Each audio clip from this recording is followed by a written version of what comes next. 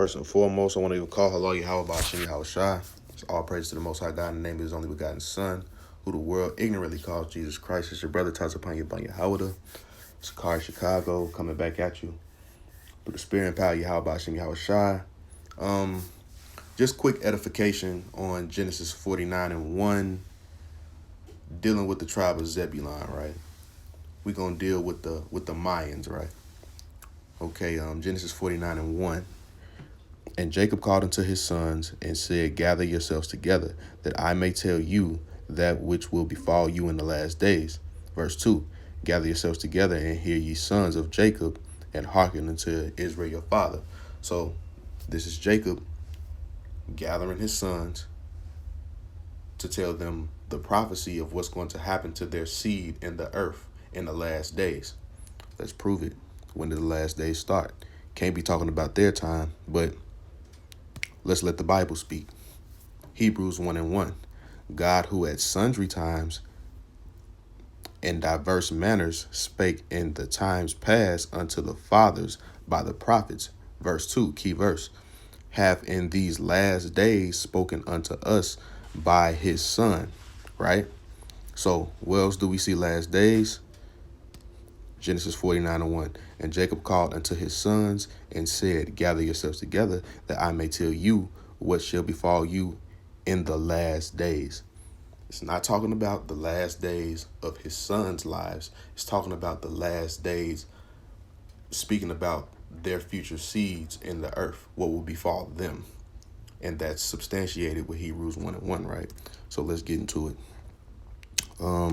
Genesis 49:13. Zebulun.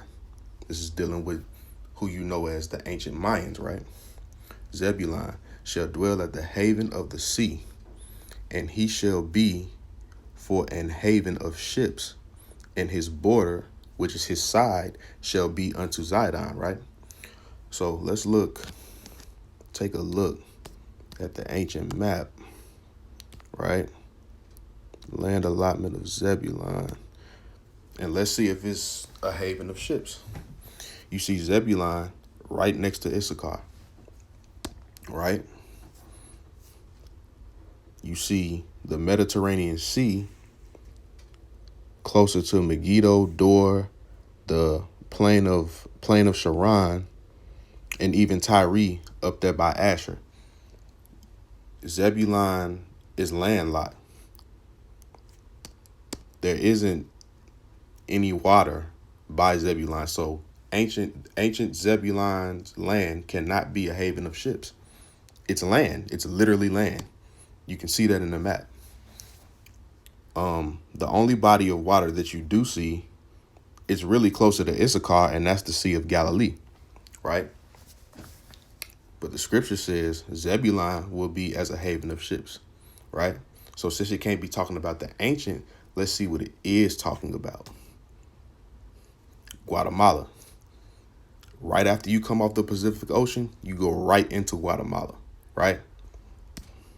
Also, Panama. Right after you get off of the Pacific Ocean, you go right into Panama. And you also have the Panama Canal, right? Let's read a little bit about the Panama Canal. Panama as a tax haven. The Republic of Panama is one of the oldest and best known tax havens in the Caribbean, as well as one of the most established in the region. Panama's offshore sector is intimately tied to the Panama Canal, which has made it a gateway and entry pot for international trade, man.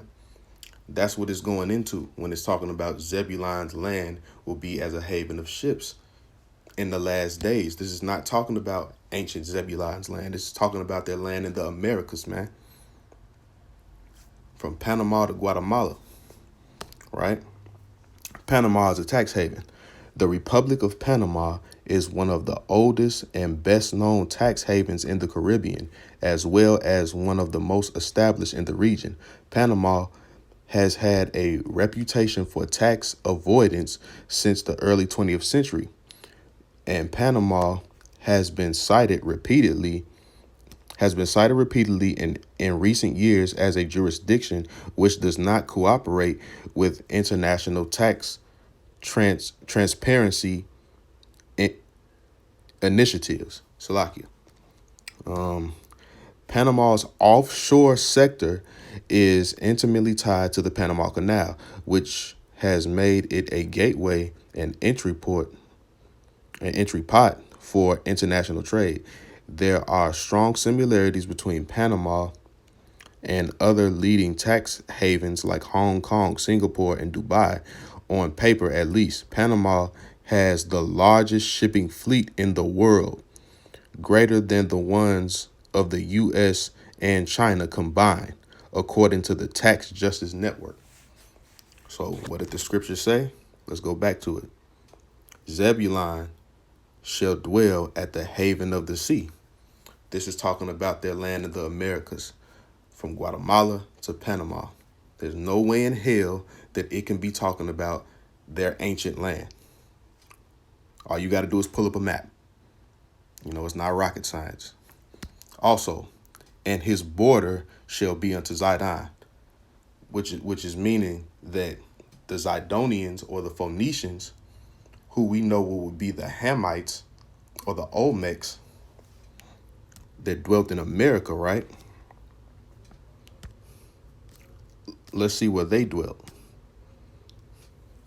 Colossal Olmec head in Suto at Tres Zapotes in Mexico, right? You got Panama right here at the bottom, Costa Rica, Nicaragua, El Salvador, then you got Guatemala. What do you see right next to Guatemala? Mexico, right? And one more thing. See if I can find it. Do I have it? No, I don't have it. Okay, hold on, wait. Let's just pull it up right quick. Right quick. Make a quick point. Olmecs, Mexico. Boom. The Olmecs were the earliest known major civilization in Mesoamerica, following a progressive development in Soconusco. They lived in the tropical lowlands of south-central Mexico in the present-day states of Veracruz and Tabasco, right? So when the scriptures, wait, where is it at? When the scripture says his border shall be unto Zidon, right? Where is it at? His border shall be unto Zidon. This is talking about the close proximity that the Phoenicians or the Olmecs had dwelling in these Mesoamerican civilizations, you know, with the Mayans, with the Aztecs, which are the ancient Israelites, you know, the Guatemalans, the Panamanians, and the Mexicans. Okay. So let's get Deuteronomy 33. Deuteronomy 33, where is it at?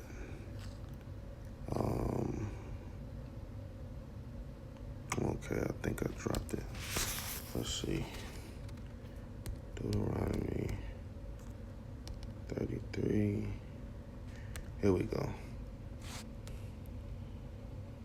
Salakia. Deuteronomy 33 and 18. And Zebulun, he said, rejoice, Zebulun, in thy going out, and Issachar in thy tents. I wanted the next verse, though. Let's get the next verse. Deuteronomy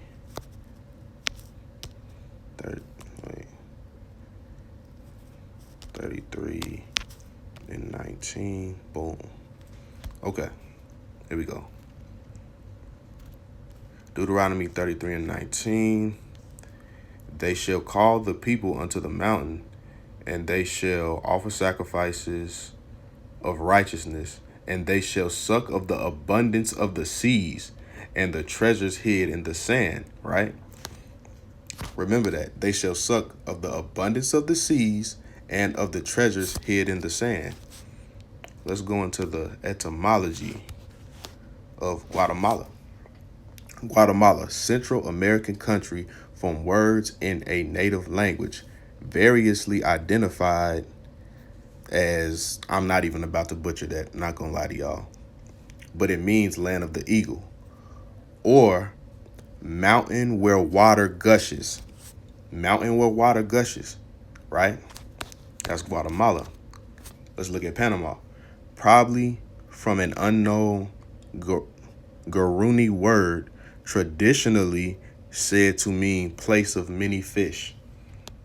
So if you just go into the etymology of Panama and Guatemala, you can see how it matches up with Genesis 49.